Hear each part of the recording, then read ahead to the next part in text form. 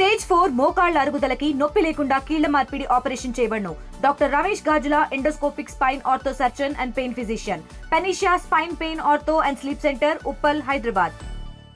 నమస్కారం. గత 2-3 రోజులుగా కేటీఆర్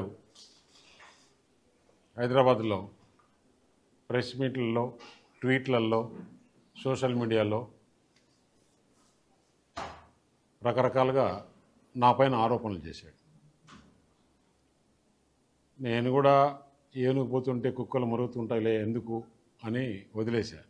కాకపోతే ఎక్కువ అయిపోయింది. అతను అన్నాడు 2 ఆరోపణలు. ఒకటి, తెలంగాణకి ఏదో లోన్ ఇప్పిస్తే దానికి నెక్సెస్గా నాకు వర్క్ ఇచ్చారు. కేటీఆర్ ప్రభుత్వంలో ఉన్నాడు 10 సంవత్సరాలు.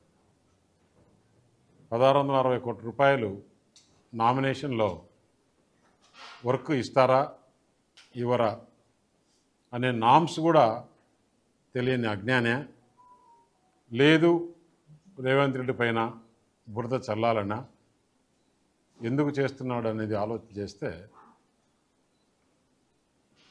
ఇంట్లో ఒక కుంపటి తయారైంది. ఏదైతే జగన్మోహన్ రెడ్డికి వాళ్ళ సిస్టర్తో ఎలాంటి ఇబ్బందులు ఉన్నాయో ఇతనికి అలాంటి ఇబ్బందులు. దాన్ని డైవర్ట్ చేసేదానికా లేదంటే దేనికి? అతని ఆరోపణలో ఇంకొక విషయం కూడా చెప్పాడు. సీఎం రమేష్కు 1660 కోట్లని. నేను మొత్తం దాని డీటెయిల్స్ అని తెప్పించా. అక్కడ రోడ్డు టెండర్ జరిగితే దాదాపు 5-6 మంది పోటీ వేశారు. పోటీ వేసిన దాంట్లలో Ritvik projects, mega engineering, LNT, Raghava, ఇంకా 1-2 కంపెనీలు ఉన్నాయి. అది కూడా 2 ప్యాకేజీలు అయితే ఒకటి ఎల్ఎన్టీకి, ఒకటి రిత్విక్కి L1 అయింది. చాలామంది పోటీ వేశారు. జరిగి కూడా దాదాపు 3 నెలలు అయింది. రిత్విక్ ప్రాజెక్ట్స్లో నేను డైరెక్టర్ కాదు, నేను మేనేజ్మెంట్లో లేను. ఆంధ్ర వాళ్ళకి తీసుకుపోయి ఇచ్చాడు అన్నారు. ఆంధ్ర బీజేపీ ఎంపీకి ఇచ్చాడు, ఆంధ్ర వాళ్ళకి ఇచ్చాడు. తెలంగాణ మనం కష్టపడి తెచ్చుకునింది ఇందుకేనా తెలంగాణ అని కూడా మాట్లాడాడు కేటీఆర్. 10 సంవత్సరాలు ప్రభుత్వంలో ఉన్నారు. 10 సంవత్సరాల ప్రభుత్వంలో మీరు దాదాపు 6-7 లక్షల రూపాయలు అన్ని డిపార్ట్మెంట్స్ కలిసి వర్కులు జరిగాయి. అంటే ఒక కాళేశ్వరమే 1,00,000 కోట్లు. అలాంటివి మీ వాటరు గురించి జలమిషన్ అని చేశారు తెలంగాణలో. అది ఒక 30,000. రకరకాలుగా రోడ్స్ కానీ ఎలక్ట్రిసిటీలో కానీ అన్ని రకాలుగా 4-5 లక్షల కోట్ల పైనే 10 సంవత్సరాల్లో వర్కులు చేశారు. అంటే ఎనీ ప్రభుత్వము ఒకరికి వర్క్ ఇవ్వాలంటే 5 లక్షల రూపాయలు మించి నామినేషన్లు ఇచ్చేదానికి లేదు. అంటే నువ్వు ఇంతకుముందు ఇచ్చిన వాటన్నీ అలాగనే ఇచ్చావా? ఇన్ని వర్కులు నీ ఇష్టంతో నువ్వు ఎవరనుకుంటే వాళ్ళకి ఇచ్చేసావా? దానికి ఒక ప్రాసెస్ ఉంది. టెండర్లు పిలుస్తారు.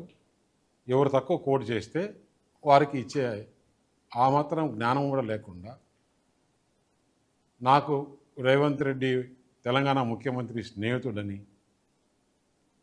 నాకు వర్క్ ఇచ్చినారని చెప్పేదానికి అయింది కదా. మరి మీరు ప్రభుత్వంలో ఉన్నప్పుడు ఇదే రిత్విక్ ప్రాజెక్ట్స్ తుపాకులగూడెము 2,000 కోట్ల రూపాయలు పనిచేసింది. అప్పుడు మీరు ఇచ్చారా?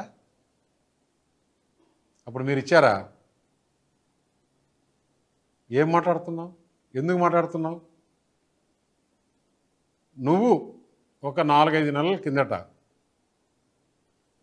కవిత ఢిల్లీలో జైల్లో ఉన్నప్పుడు నువ్వు ఢిల్లీకి వచ్చి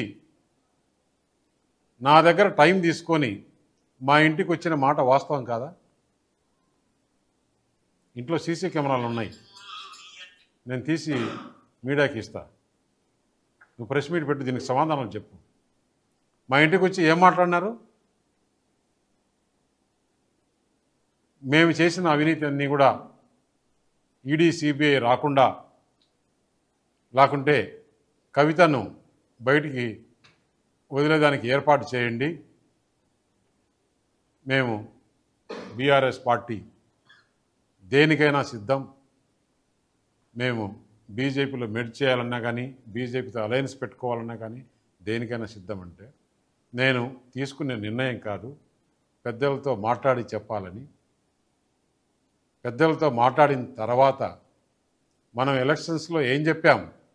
ఈ బీఆర్ఎస్ పార్టీ అవినీతి పార్టీ, దీంతో కలిసే సమస్య లేదు. అయినా కూడా బీఆర్ఎస్ పని అయిపోయింది. పార్లమెంట్లో ఒక సీట్ రాలేదు, గవర్నమెంట్ లేదు, ప్రజలు వాళ్ళని చీకొట్టారు. అటువంటి వాళ్ళతో మనం కలిసే సమస్య లేదని చెప్పిన తర్వాత నువ్వు ఎంత బాధపడి ఎంత చేశావు? అసలు రాజకీయంగా నువ్వు ఏ విధంగా ఎమ్మెల్యే అయినావు తెలుసా? ఆ రోజు టీడీపీ టీఆర్ఎస్ అలయన్స్లో నేను నీకు చేసిన మేలు మర్చిపోయావా? ఆ రోజు నువ్వు 300 ఓటుతో గెలిచావు. ఏ విధంగా గెలిచావో నాకు తెలుసు. ఎందుకు నేను వచ్చినప్పుడు అడిగా, ఎందుకు మీరు రాజకీయంగా కరెక్ట్గా పోవట్లేదు? మంచి మంచి నాయకులందరినీ పోగొట్టుకున్నారు. తుమ్మల నాగేశ్వరరావు అటువంటి నాయకుడిని ఎందుకు మీరు దూరం చేసుకున్నారు? ఈరోజు ఇంత బాధపడుతున్నారు అని చెప్తే ఏం మాట్లాడావు? చంద్రబాబు నాయుడు కమ్మ వారిని మేము దగ్గరికి తీయం, మాకు కమ్మ నా కొడుకులు అవసరం లేదు నేను చెప్పా. ఎందుకు కొంచెం నోరు తగ్గించుకొని మాట్లాడు. రెడ్లను నమ్మాం.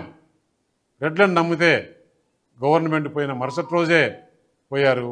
వారిని కూడా తిట్టావు, కమ్మోరిని తిట్టావు. ఎందుకు ఇట్లా చేస్తున్నావు? రాజకీయాల్లో నువ్వు లాంగ్ టర్మ్ ఉండాలనుకుంటే ఇట్లా మాట్లాడడం కరెక్ట్ కాదని హితబోధిస్తే లేదు.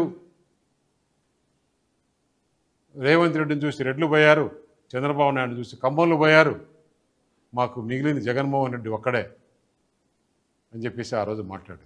జగన్ కోసం దేనికైనా మేము ఉంటాం అని చెప్పి మాట్లాడి ఈరోజు ఎందుకు బాధ ఆయనకి? రేపు మళ్ళీ బీజేపీ టీడీపీ తెలంగాణలో ఏమన్నా అలయన్స్ పెట్టుకుంటారేమో, పెట్టుకుంటే బీఆర్ఎస్ పుట్టగతులు ఉండవు అనే ఉద్దేశంతో నా పైన, అది బీజేపీ టీడీపీ పొత్తు పెట్టుకుంటున్న ఉద్దేశంతో నీకు ఎక్కడో భయం పుట్టుకొని కాంగ్రెస్ బీజేపీ నెక్సెస్ అంటాడు. కాంగ్రెస్ బీజేపీ నెక్సెస్ అంటే ఎవరన్నా దేశంలో ప్రపంచంలో నమ్మేవాళ్ళు ఉన్నారా? కాంగ్రెస్కు బీజేపీ ఎంత దూరం? కాంగ్రెస్ విధానాలకు అగనెస్ట్గా పుట్టిన పార్టీ బీజేపీ. ఈరోజు దేశంలో ఎక్కడ కూడా మనం చూస్తున్నాం, రాహుల్ గాంధీ ప్రధానమంత్రి, వాళ్ళంతా కూడా బీజేపీకి ఇబ్బందులు పెట్టాలని మొత్తం ఇండియా అనే కూటమి కలుపుకొని చేస్తుంటే బీజేపీ కాంగ్రెస్ నెక్సెస్ కోసం రమేష్కు వర్క్ ఇచ్చారని చెప్పి దానికి మాట్లాడే కొంచెమన్నా జ్ఞానం ఉండాలి కదా. అయినా కూడా నువ్వు మాట్లాడే ఈ మధ్య టీవీలో చూస్తున్నా, నాకు సంబంధించిన విషయం కూడా కాదు, నీ గురించి చెప్పాలి కాబట్టి చెప్తున్నా. నువ్వు మాట్లాడే లాంగ్వేజ్ ఏంటి? నువ్వు చేసే బిహేవియర్ ఏంటి? వాళ్ళెవరో లోన్ తెచ్చుకుంటే తెలంగాణ గవర్నమెంట్లో భూములు తాకట్టు పెట్టి దానికి నాకి లింకు పెట్టి నాకు వర్క్ ఇచ్చారని చెప్తావు. అంటే ఒక ముఖ్యమంత్రి వర్క్ ఒక కంపెనీకి ఇవ్వగలుగుతాడా? అంటే 10 సంవత్సరాలు నువ్వు చేసిన పని ఇదేనా? 10 సంవత్సరాలు నువ్వు చేసిన పని ఇదేనా? నువ్వు లిస్టు తీద్దామా? తెలంగాణలో ఉండే వాళ్ళు ఎంతమంది తెలంగాణలో వర్క్ చేశారు, మిగతా వాళ్ళు ఎంతమంది, ఆంధ్ర వాళ్ళు ఎంతమంది వర్క్ చేశారని కూర్చొని డిబేట్ పెట్టుకుందామా? నేను కేటీఆర్ ఇద్దరమే ఎక్కడికి రమ్మంటే అక్కడికి, ప్రెస్ క్లబ్కైనా సరే, తెలంగాణ భవన్కైనా సరే, లేదు ఎక్కడైనా సరే హైదరాబాద్లో, మన ఇద్దరం కూర్చొని డిబేట్ చేద్దాం మీడియాతో. ఏం మాట్లాడుతున్నావు? నీకు ఎందుకు అంత అక్కసు? అవును, రేపు కలిస్తే ఎప్పుడు రాజకీయాల్లో ఎప్పుడు ఏమవుతుందో, టీడీపీ బీజేపీ హైదరాబాద్లో తెలంగాణలో కలిపి పోటీ చేయొచ్చేమో, దానికి నీకెందుకు బాధ? ఏం మాట్లాడుతున్నావు? తెలంగాణలో నా పేరు గురించి మాట్లాడినా కాబట్టి నేను ఈరోజు నీ గురించి చెప్పాల్సి వచ్చింది. లేకుంటే మా ఇద్దరి మధ్యలో అది ప్రైవేట్ డిస్కషన్. ఇంకా కొంతమంది ఉన్నారు, అది బయటకు చెప్పకూడదు. నాకు ఆ రెస్పాన్సిబిలిటీ ఉంది. నువ్వు ఈరోజు మాట్లాడి అంటే ఏ రోజు నువ్వు ఎలాగైనా మాట్లాడుతున్నావంటే నేను చూస్తూ ఊరుకుండేవాడిని కాదు. అనవసరంగా నువ్వు మాట్లాడుతున్నావు. దీనికి మీడియాకి, తెలంగాణ ప్రజలకి, ఈ దేశ ప్రజలకి సమాధానం చెప్పాలి కేటీఆర్ అని చెప్తాను. తెలుగులో న్యూస్ కి ఫాస్టెస్ట్ యాప్ ఇప్పుడు టోటల్లీ న్యూ అవతార్లో జస్ట్ 5 సెకండ్స్ లో కంప్లీట్ న్యూస్. సోషల్ మీడియాలో ట్రెండ్స్ కి one stop solution. Live TV app voice search option తో ఇప్పుడే డౌన్లోడ్ చేయండి లేదా అప్డేట్ అయిపోండి. యాప్ లింక్ డిస్క్రిప్షన్ లో ఉంది.